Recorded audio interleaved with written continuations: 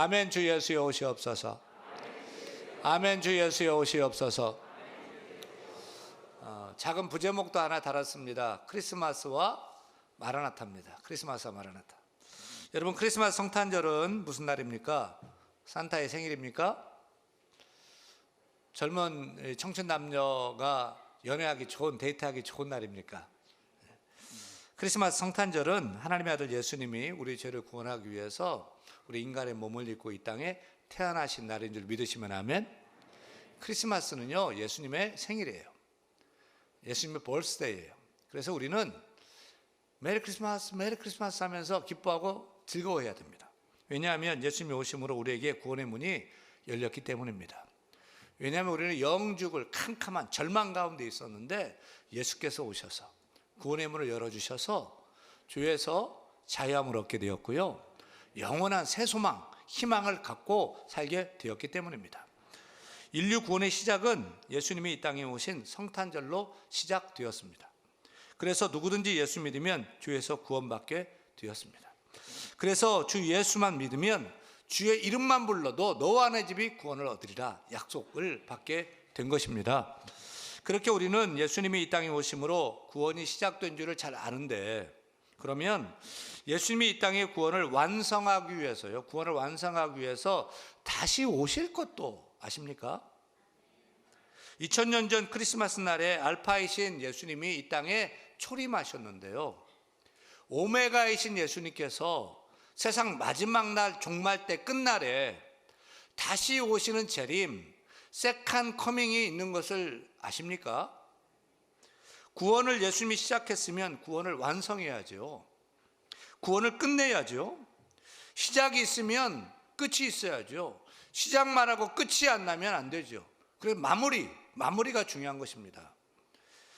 신약 성경의 첫 번째 복음서인 마태복음은 예수 그리스도의 나심은 이러하니라 면서 예수님의 오심, 예수님의 탄생으로 시작합니다.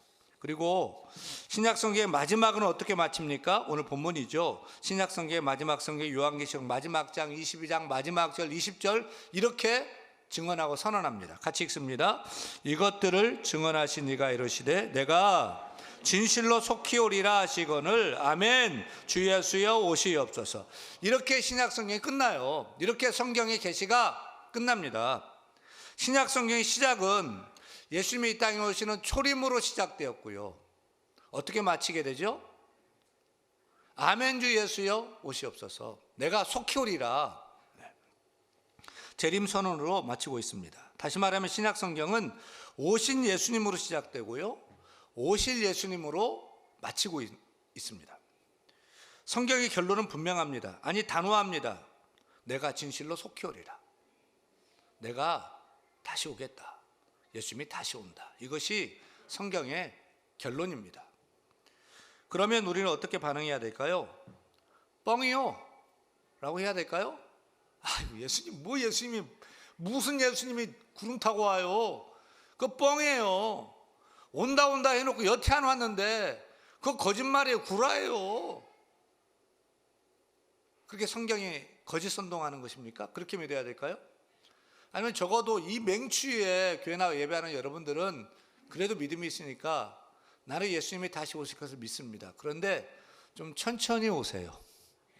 좀 나중에 오세요. 제가 좀 더 누려야 되겠어요.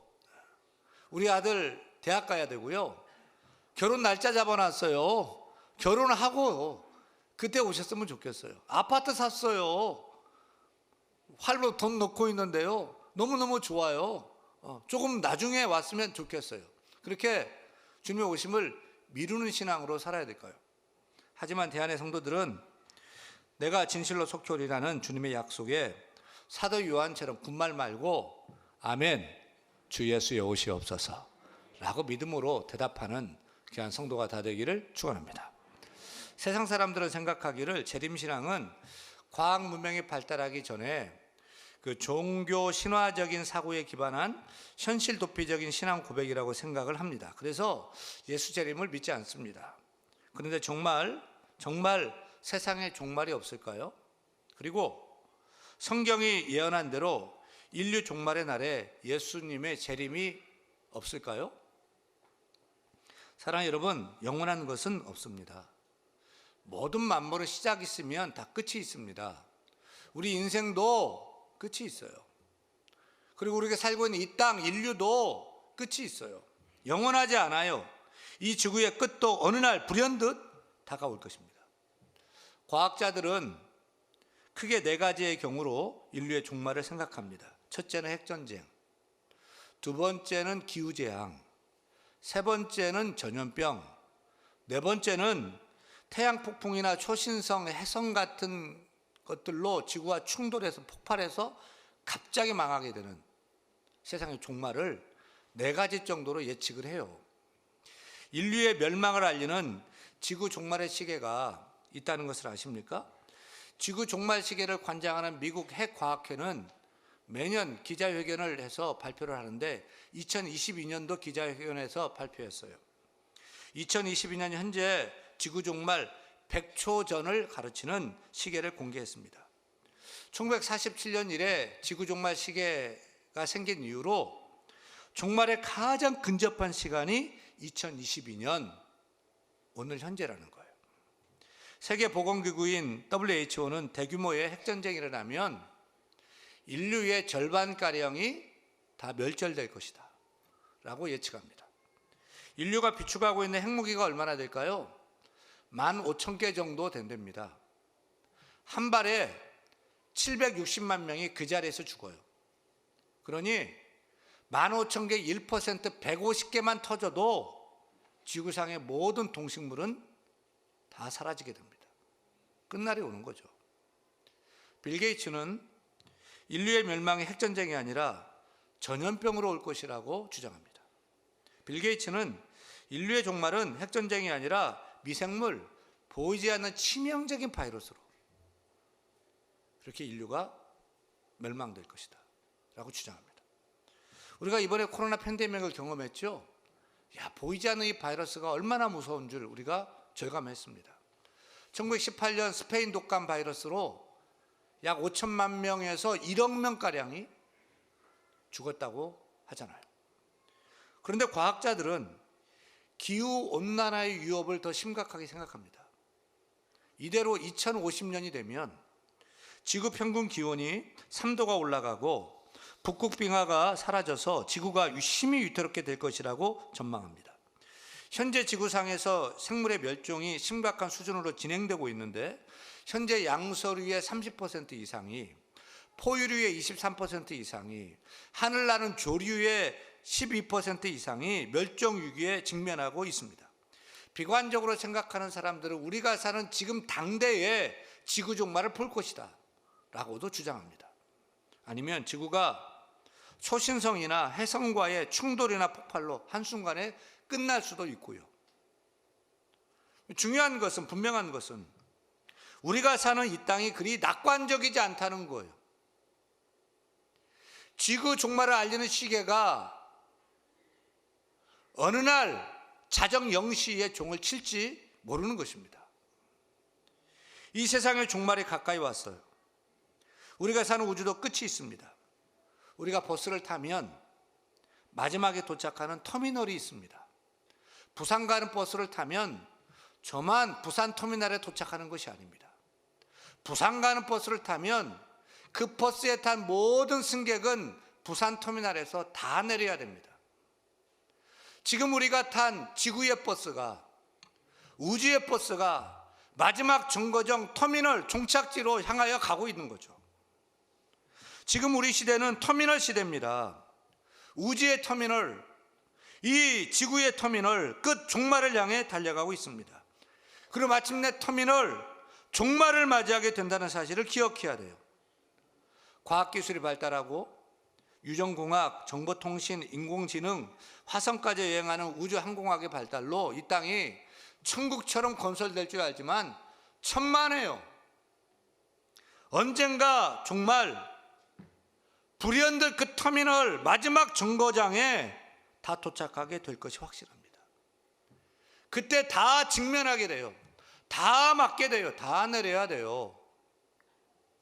그런데 성경은 일찍이 인류의 이런 종말을 끊임없이 예고하고 예언하고 있습니다. 그때가 성경은 예수님의 재림의 때라고 밝히 말하고 있습니다. 사랑하는 여러분, 첫 번째 크리스마스가 참 초라했죠. 어떻게 하나님이신 예수님이 유대 땅 시골 베들레헴의 이름 모를 마구간의 구유에 누워 아무도 모르게 그렇게 조용히 초라하게 오셨을까요? 그럴 수가 없어요. 너무 초라하게 오셨어요. 하지만 두 번째 크리스마스는 그렇지 않습니다. 전 세계 올 인류 만 국민이 다 볼 수 있도록, 전 세계 모든 인류 한 사람 한 사람 다 볼 수 있도록 그렇게 장엄하게 주께서 오십니다. 하늘에 영광의 나팔 소리가 울려 퍼지게 될 거예요. 마지막 날 온 우주의 주인이요 온 인류의 심판자가 되시는 예수 그리스도께서 영광 중에 구름 타시고 헤아릴 수 없는 천군 천사를 대동하고 이 땅에 다시 오실 것을 성경대로 믿는 참된 믿음의 사람이 되기를 축원합니다. 그렇다면 이 종말의 시대, 말세의 시대, 이 터미널의 시대를 사는 우리는 어떻게 살아야 할까요? 어떻게 살고 어떻게 준비해야 될까요? 말세에 대하여 반응하는 신앙의 유형은 세 가지 정도로 정리할 수 있을 것 같습니다. 첫째는 망각형입니다. 망각형. 한마디로 말세는 있다 없다? 그런 거 없다. 세상이 이렇게 좋은데 무슨 말세냐? 과학이 이렇게 발달하는데 무슨 말세냐? 그래 세상을 먹고 마시고 즐기고 흥청망청 막 살아가는 거예요. 이 땅의 삶이 전부라는 것이죠. 노아 홍수 때 노아는 목이 터져라고 심판이 있습니다. 하나님 심판을 예고했습니다. 무심판이래요 라고 외쳤어요. 하루 이틀이 아닙니다. 1, 2년이 아닙니다. 120년간 외쳤습니다. 몇 명이나 노아가 전도했습니까? 단 한 사람도 전도하지 못했어요. 다 그 말 듣지 않았어요. 여러분, 세상에서 가장 어려운 것이 그래 전도인 것 같아요. 노아는 120년간을 외쳤지만 누구도 귀담아 듣지 않았어요. 사람 마음을 바꾸기가 그렇게 어려운 것 같아요. 노아만 아멘이라고 순종하고 노아와 그의 가족만 구원받게 됐어요. 지금도 아무리 외쳐도 세상은 듣지 않습니다. 오히려 먹고 마시고 시집가고 장가가고 세상을 탐닉하며 삽니다. 지금 세상 사람들이 다 그렇잖아요. 모두 망각형입니다. 하나님이 죄악의 도시 소돔과 고모라 성을 불과 이왕으로 심판하시기 전 천사가 아브라함의 조카 롯을 찾아가서 불과 이왕으로 멸망될 것을 예고했습니다. 이에 롯은 자신의 딸과 사위들에게 여호와께서 이 성을 멸하실 것이니 빨리 이 성을 떠나라, 피하라, 이렇게 가르쳐 줬습니다. 그런데 사위들이 어떻게 했습니까? 따라합니다. 농담으로 여겼더라. 세상 끝날이 옵니다. 세상 멸망이 있습니다. 그때 주님이 다시 오십니다. 아무리 외쳐도 세상 사람들은 농담으로 여깁니다. 모두 망각형입니다. 둘째, 또 다른 말세 신앙의 유형은 현실 도피형입니다. 이 부류의 사람들은 이제 말세이고 주님이 확실히 오시기 때문에 우리의 현실적인 삶은 아무런 가치가 없다, 의미가 없다. 그 예가 1992년 10월 28일에 예수님이 다시 오신다고 믿었던 시한부 종말론 다미 선교회의 모습입니다. 1992년 10월, 정말 뜨거웠고 혼란스러웠습니다. 왜 그들 집단의 이름이 다미 선교회라고 한 줄 아십니까? 다가올 미래를 준비하라 해서 다미 선교회였습니다. 그 당시 시한부 종말론자들은 멀쩡하게 다니던 직장 사표냈습니다. 잘 운영되던 회사도 문 닫았습니다. 집도 팔았습니다. 땅도 팔았습니다. 다니던 학교도 자퇴했습니다. 제가 군 생활할 때요, 다미 선교회가 한참 시끄러울 때입니다. 저희 부대에 제 밑으로 다미 선교회 교인이 하나 들어왔어요. 그 친구는 세상이 망할 건데 주님이 오실 건데 내가 이렇게 군에 있어가지고 사람들에게 이걸 전하지 못한다, 안절부절하다가 탈영했어요. 그리고 붙잡혔어요. 군대 부적응자로 분류되어서 불명예 제대당하는 것을 봤어요. 왜 시한부 종말론자들이 이런 반사회적인 극단적인 행동을 취할까요? 곧 예수님이 다시 오시면 이 세상 것은 다 불타버릴 것이기 때문에 이 땅에서의 삶은 다 헛된 것이다, 가치가 없다고 생각하기 때문입니다. 그래서 몸 팔고 집 팔고 직장 그만두고 적금 다 가지고 다 갖다가 교주 이장님 목사에게 다 갖다 바쳤어요. 근데 1992년 10월 28일 예수님이 오셨습니까? 아니요. 그때는 뻥이었어요. 세상의 끝이라고 생각하면서 다 갖다 팔아가지고 갖다가 바쳤는데 교주 이장님 목사는 정작 자신의 다가올 미래 노후 준비하기에 바빴어요. 그래서 집 사고 땅 사고 건물 사고 그렇게 했어요. 우리는 변화산 사건의 교훈을 기억해야 됩니다. 예수님이 변화산에 올라갔을 때 영광처럼 해같이 예수님이 빛나고 주님의 옷이 빛과 같이 휘어졌어요. 이때 베드로가 너무 좋아서 주님 초막셋을 짓고 여기서 같이 살아요. 그때 예수님이 너무 좋은 생각이다 그렇게 허락을 했습니까? 아니요. 아무 대꾸도 하지 않았어요. 그리고 산에서 내려오셨어요. 그리고 매일 하셨던 것처럼 병자를 고치고 천국 복음을 전파하셨어요. 사랑하는 여러분, 예수님이 원하는 것이 무엇입니까? 현실 도평입니까? 아니면 망각형입니까? 종말 말세를 살아가는 건강한 신앙인은 말세가 없다고 믿고 사는 망각형이 아닙니다. 또한 맹신해서 현실을 등지는 현실 도피형도 바람직하지 않습니다. 그렇다면 건강한 종말론적인 신앙을 가진 사람은 어떻게 살아야 합니까? 셋째예요. 깨어 준비하는, 따라합니다, 마라나타형. 마라나타형. 마가복음 13장에 보면 그 유명한 이 지구의 종말을 예수님이 직접 예언한 종말장입니다. 근데 13장을 보면 자꾸만 반복되는 말씀이 있죠. 무슨 말씀일까요? 깨어 있으라, 깨어 있으라, 깨어 있으라, 깨어 있으라. 계속 반복합니다. 또 주의하라, 삼가라는 말도 반복됩니다. 이 말도 다른 뜻이 아닙니다. 깨어 있으라는 다른 표현입니다.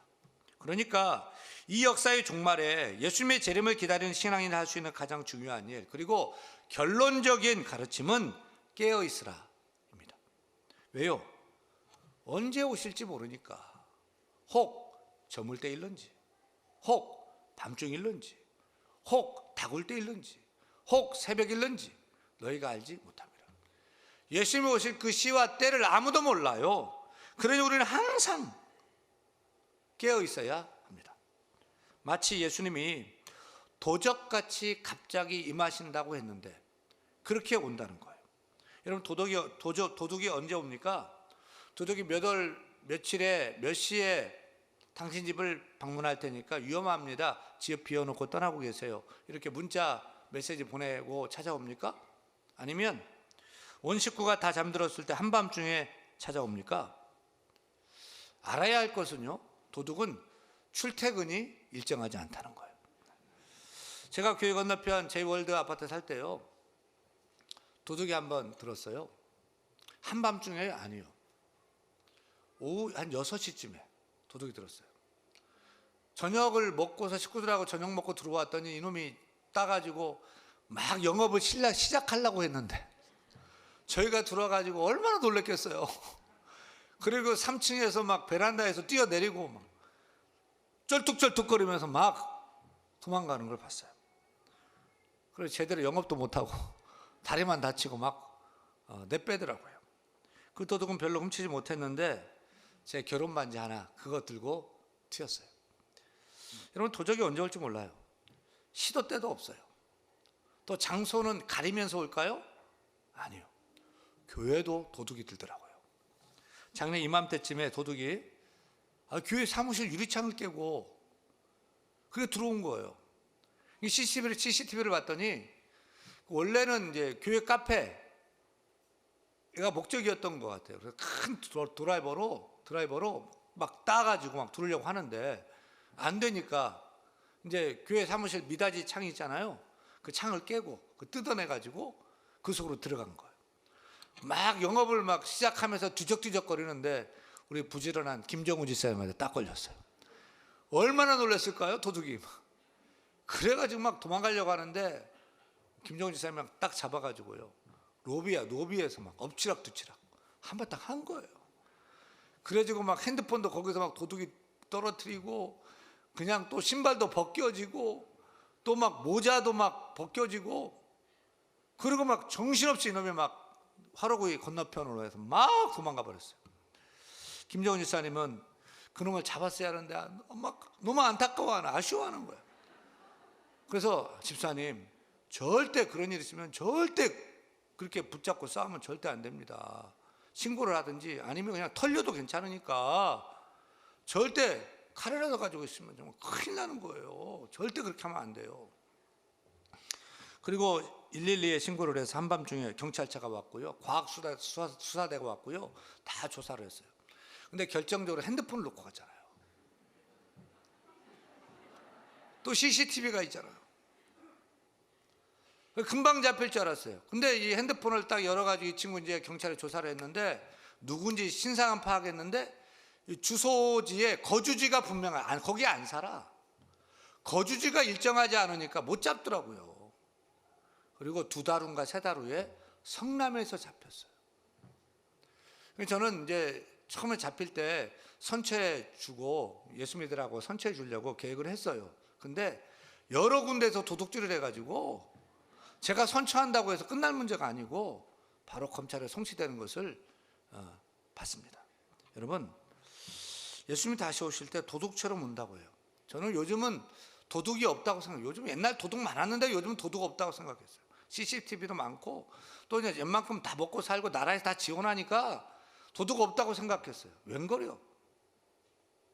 어느 날 찾아오더라고요. 불시에, 예기치 않은 때, 생각도 못했는데 그렇게 갑자기 도둑처럼 예수님도 오신다는 거예요. 이렇게 예수님이 다시 오신다고 해도 농담으로 여기고 있을 때 어느 날 갑자기 예고 없이 예수님이 오신다는 사실을 성경 그대로 믿어야 살 수 있게 됩니다. 따라서 우리가 할 일은 깨어 있어야 하는 것입니다. 그것도 늘 항상 정신 차리고 늘 항상 깨어 있어야 할 것입니다. 믿음의 선배들처럼 먼 하늘 이상한 구름만 떠도 행여나 내 주님 오시는가에 항상 깨어서 준비해야 되는 거예요. 주 어느 때 다시 오실는지 아는 이가 없으니 등 밝히고 너는 깨어 있어 주를 반겨 맞으라. 주님 다시 오실 날을 우리 알 수 없으니 항상 기도하고 깨어 있어서. 찬송을 보면 다 깨어 있으라는 거예요. 성경도, 예수님도, 사도 바울도, 사도 요한도 다른 말 하지 않아요. 깨어 있으라는 거예요. 사랑하는 여러분, 모토라는 신학자는 마치 예수님께서 어제 죽으셨고 오늘 아침 일어나셨으며 내일 다시 오실 것처럼 살자고 했습니다. 우리는 어제도 오늘도 내일도 깨어있는 신앙인이 되어야 할 것입니다. 유대인들은 만날 때 샬롬 그렇게 인사합니다. 샬롬의 뜻은 평강, 하나님의 평강을 기원했습니다. 그런데 초대교회 성도들은 서로 만날 때 마라나타 이렇게 인사했습니다. 반갑게 마라나타. 예배할 때도 마라나타, 기도할 때도 마라나타. 마라나타가 기도문이었어요. 또 생활할 때도 마라나타. 또 모진 핍박과 어려움과 환난 당할 때도 마라나타 신앙으로 심지어 순교까지 했어요. 사랑하는 여러분, 마라나타의 뜻은 도대체 무슨 뜻입니까? 주 예수여 오시옵소서. 마라나타입니다. 사도 요한은 언제 오십니까? 라고 묻지 않고 아멘으로 받았습니다. 아멘 주 예수여 오시옵소서. 아멘 마라나타 했습니다. 마찬가지로 우리도 언제 오십니까? 라고 묻는 것이 아니라 또 좀 이따 오세요, 천천히 오세요, 나중에 오세요가 아닙니다. 아멘 주 예수여 오시옵소서. 아멘 주 예수여 오시옵소서. 마라나타 신앙으로 깨어 있어야 할 것입니다. 오신 예수 그리스도를 축하하는 크리스마스를 앞두고 우리 성도들이 오실 예수 그리스도를 기다리는 마라나타 신앙으로 무장되기를 간절히 청합니다. 간구합니다. 주님께서 오늘 오시든 내일 오시든 언제 오시든 반드시 다시 오실 거예요. 망각형 큰일 나요. 현실 도피형 위험해요. 우리 모두는 늘 깨어있는 마라나타형으로. 첫 번째 크리스마스는 2000년 전에 오셔서 우리가 맞이하지 못했지만, 두 번째 크리스마스요, 다시 주님이 오실 때 그때 깨어 기쁨으로 맞이하는 축복의 주인공, 믿음의 주인공 다 될 수 있기를 간절히 축원합니다. 축원합니다.